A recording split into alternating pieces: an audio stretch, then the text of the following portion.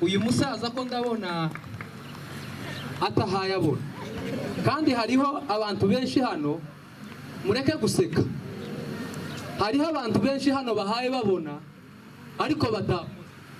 Ni ukuvuga ngo aya maso ufite Imana yoshaka muri uyu mugabo yarangiza.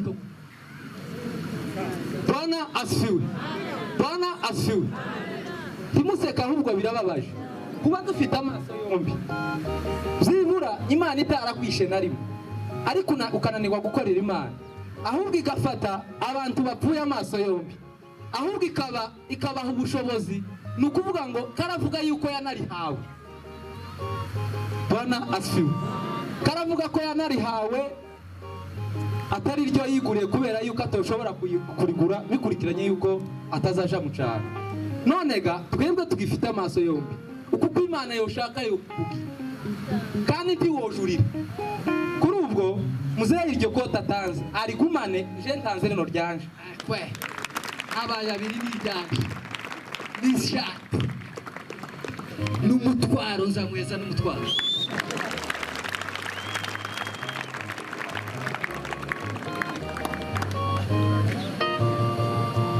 Kananje muheza urukweto kugira ngo habe uniform.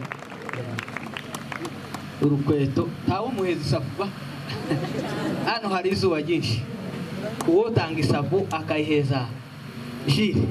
Imana isererwa mu asante masu turagusakaye kuhera ku mutwe kwika ku birenge. Imana iserere kugirire neza, Imana ishimwe. Tugi Pasiteri Gitanga Karuvati data kugirire neza, urakoze. Ahubwo naje reka mweze ni isaha Imana ishimwe.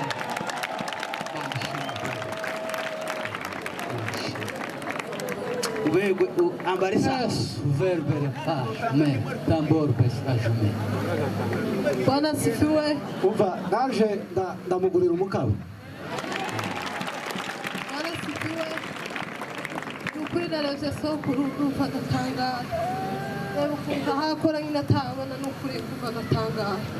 None naje kuri iri zuba sokuru zokuguresha kabido kwa tuzozuba. Iri ndivuga butumwa rikomeye cyane kweli kabisa.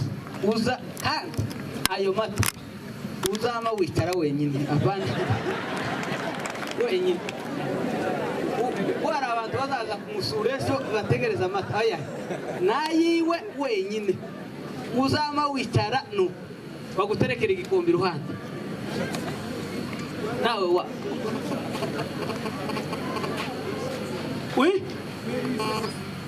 bakuguriye iperi yose isogesi.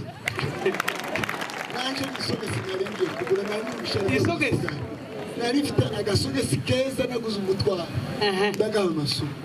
Imana igombugishe mva nawe ngo aha yose mahoro dukomera.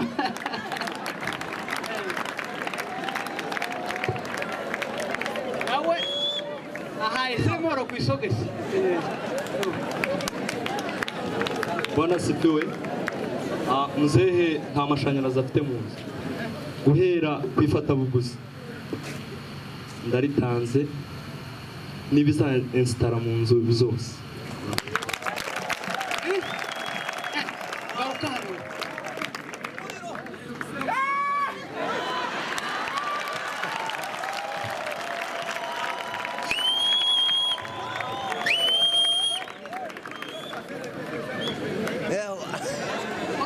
Abantu tubumvisha iryo sengesho ongera usenge Ariko ugasenga isenzi ryo senga iriboye. Ushobora byose mu izina rya Yesu Kristo. Mugabo bamugire neza. Kuko Imana igira neza. Ijambo ryawe uri uwa mbere kandi uzoguha uwa mbere. Igihe cyose uri uwa mbere. Amen. kama na basi basi Imana igombugisha mufana genda gute koze igikorwa cy'abagabo Narishizeho umutwaro. nawe ushizeho umutwaro. Imana igombugisha mwinshi amashanyarazi ashizemo amashanyarazi n'amapurize uteye ubwoba no kwensitara. Imana ishimwe cyane. Mzee yarumye gutanga cyane kandi akabona araguma kubanira n'umutima cyane Faustin nane komera amashyi menshi cyane wene data bito chano yawe Elohim 7 TV. chano ngwina uyu muhungu iyi chano yiwe umuntu wese ufite amamega hindukira abantu bakurebe mwakoze subscribe kuri channel yiwe subscribe nakandu kumutu yitwa ngo Elohim 7 karindwi ukandika una TV umuntu wese utazi no gusoma ureba umwana wawe cyangwa umukuru wawe ndavuga abasaza n'abakecuru nakandu gusa kumutu ukahaba uzukanda gutya ukabutejeje uyu muhungu ko umuhungu wesariye masuwa agakora mukore chano yawe abantu bose ufite utuwe mbisi dukeye ari uzaza ubanza kuja ubone gusubiza bene wanyu ari ubanza kuja ukandeho wemeze kuri Elohim 7 karindwi TV nuturangiza najyo nirindi vuga butumwa Imana igumugisha mukomera amashyi menshi cyane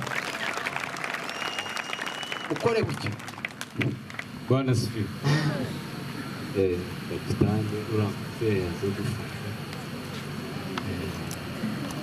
Ngo ndamugurira bavuze naringiye gutanga isogesi nije watekereje imbere isogesi no ndahindura kubera ko isogesi zabaye nyinshi ndavuga ngo kubera yicaye mu ivumbi nyine bakwazinarikamo none ndamugurira ikawa 5,000.